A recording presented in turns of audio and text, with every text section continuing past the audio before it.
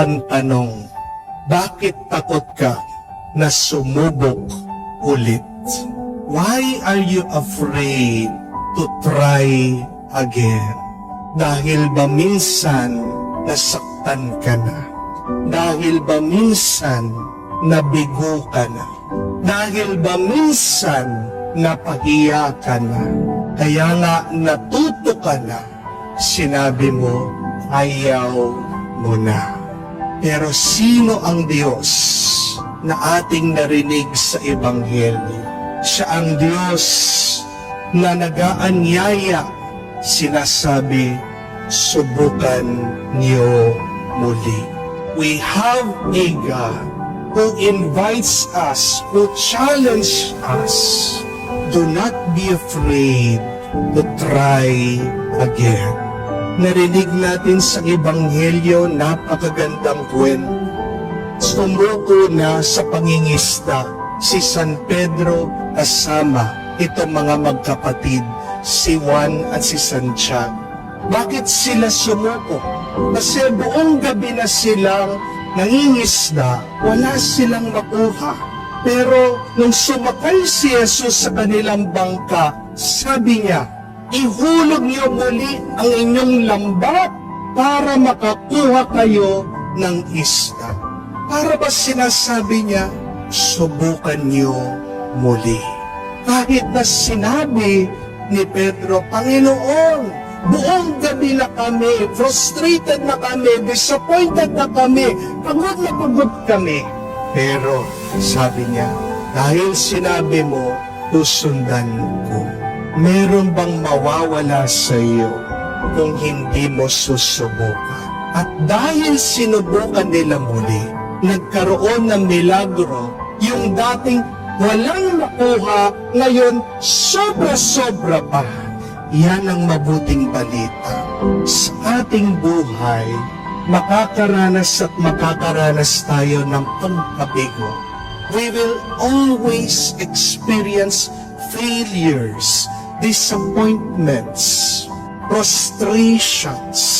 Pero sino ba sa atin dito ang hindi pa nabigo? Lahat ng mga tao nakaranas na ng pagkabigo. Pero bakit merong mga matagumpay at merong mga kulelat? Dahil ang mga nagtagumpay, hindi sila sumuko.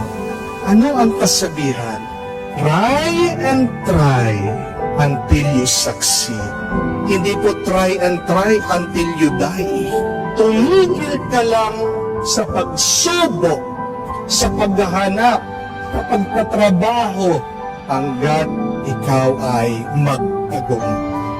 Our dream should be clear. Our purpose should be defined.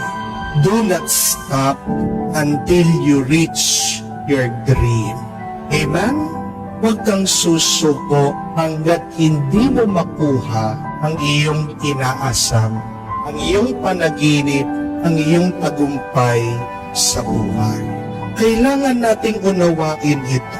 Hindi naman ibig sabihin, pag ikaw ay nabigo sa isang negosyo, lahat ng mga negosyo na bubuksan mo o umpisan mo ay mabibigo din.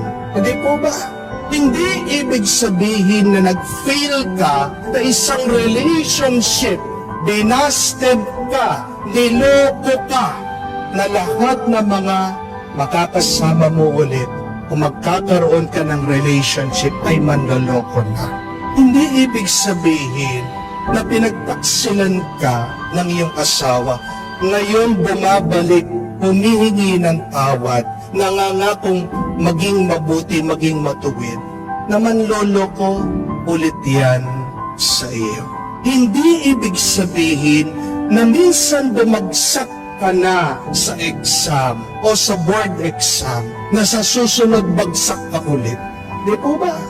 Hindi ibig sabihin na na-deny ka ng visa, sa susunod denied ka ulit.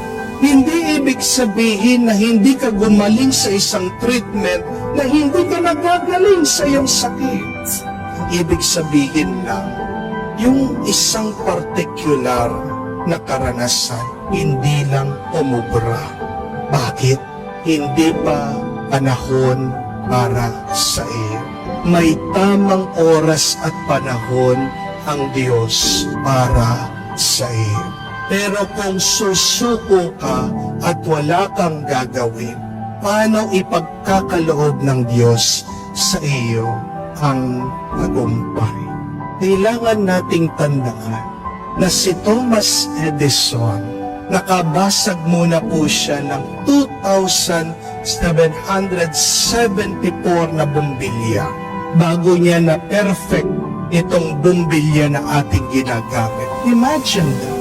Napakarami para lang magawa niya yung isang perfectong bumbilya. Kailangan nyo ding tandaan na yung KFC na fried chicken na ating kinakain ngayon, nireject yan ng 1,009 times na mga negosyante, na mga restaurant, hindi tinanggap. Ganong karami bago nakakita ng isang investor, naniwala, sinubukan, at dito nag-umpisa na matikman ng mga tao ang KFC fried chicken. Kailangan nyo din tandaan ang ating pinagmamalaki na gold medalist, si Hidalyn Diaz. Ilang beses siyang hindi nagtagumpay sa Olympics, 3 times bago siya mag-gold medal. Ilang beses din, tanong ko po sa inyo, nabubagsak ang ating Panginoon sa pagbubuhat niya ng krus bago siya nakarating doon sa Kalbaryo. 3 times. Pagdating pa niya sa Kalbaryo, pinako pa siya sa krus. Pinatay siya. Pero kailangan niyang danasin lahat ng iyon para muli siyang mabuhay. Ano ang nirereklamo mo sa iyong buhay? Bakit natatakot ka?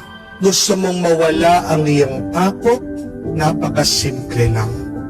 Makinig ka kay Jesus at maririnig mo ang kanyang paanyaya. Sige pa, minsan pa. Huwag kang matakot, huwag kang sumuko. Manatili tayong nagdarasal, manatili tayong nananalig, manatili tayong umaasa sa Diyos. Walang nagtatagumpay na sumusuko. Ang mga nagtatagumpay ay yung mga sumusubok kahit na nabigo at hindi sila tumigil hanggang nakamtan nila ang kanilang pangako.